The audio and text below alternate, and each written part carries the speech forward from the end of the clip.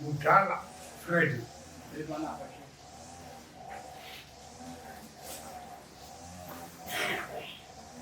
Saka pamberi penyu nyaya dzekutedzara vanoda matorwa avo mombe nhatu nemudzi nhatu dzako zvondiposa ndinongopinda here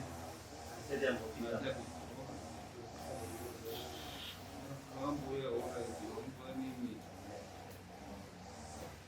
auratinzi ari kuherei mwana uku ari bhuya apa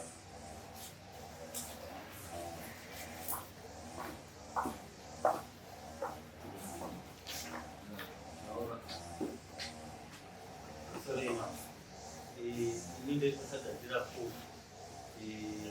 ndine mwanasikana anonzi Justine Sagandira ndinangoda kupakana chani kufunda sanangora baba wake ndo dangwe kwakomana mumba medu baba wake wakashaika namai wake vose asi wasati washaika aingogara neni muno saka ndokusaka ndauya naye kuno kudare nyaya yandauyira inyaya yekuti mwana uyu akabva pamba kuna around 2017 ngamutsvaga tikazorwa kuti ane murume waari kugara naye tikamboedza kubudikidza nanatete wacho kuti wanzi kuti zvakamira sei sezvo anga ari mwana kungoti tingoziva kuti zvakamira sei saka hapana chakaratidza kubuda zvakanaka vanatete vacho vangozama kutaura nevafundisi vekuchechi hapana chakabuda zvekuti indangonzwa kuti akaroorwa muno mutauni munomu muna nyanga uzu even mukwasha wacho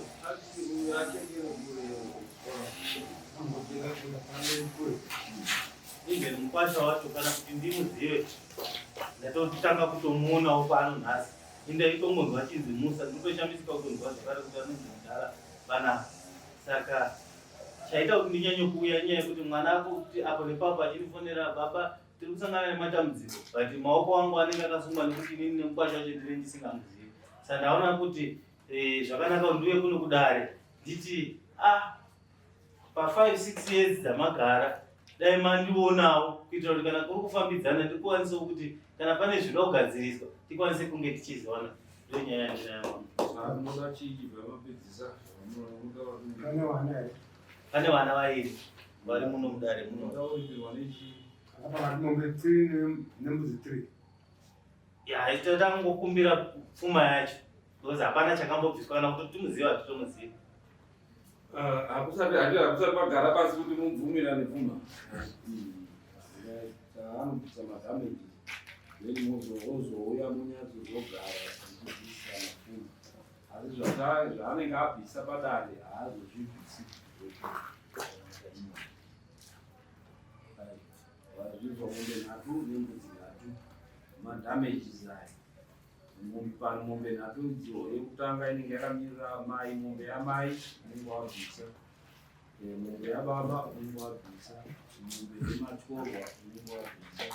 mbudzi nhatu dzemasungiro yewana wavo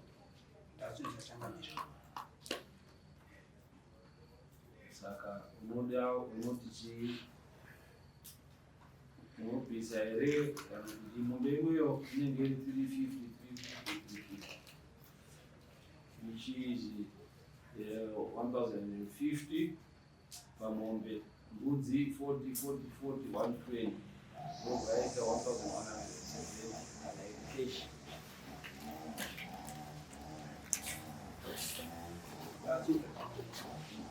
asi nekuda kwokuti handishandi ndichahamanya nditsvaga unenge uchibvisa mari pamwedzi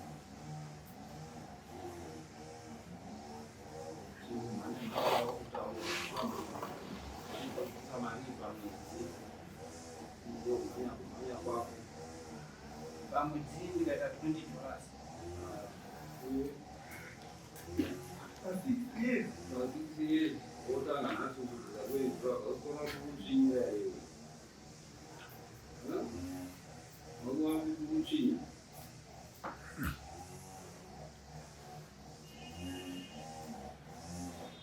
ndichitokumbira kuti munhu hashandi. Omiswa iyi. Taura kuti ari pamusha.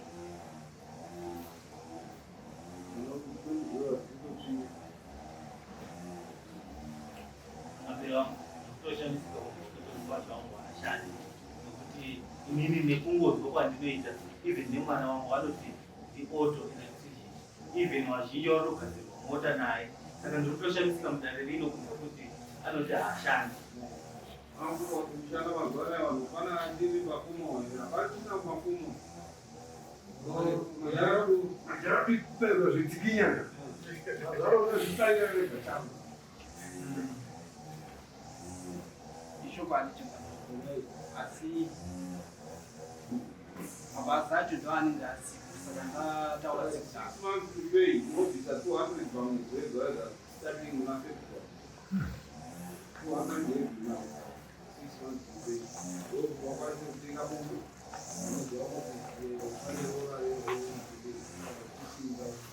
makosi enyu mari ndine mari dzandakabusa kumudare $30 panapa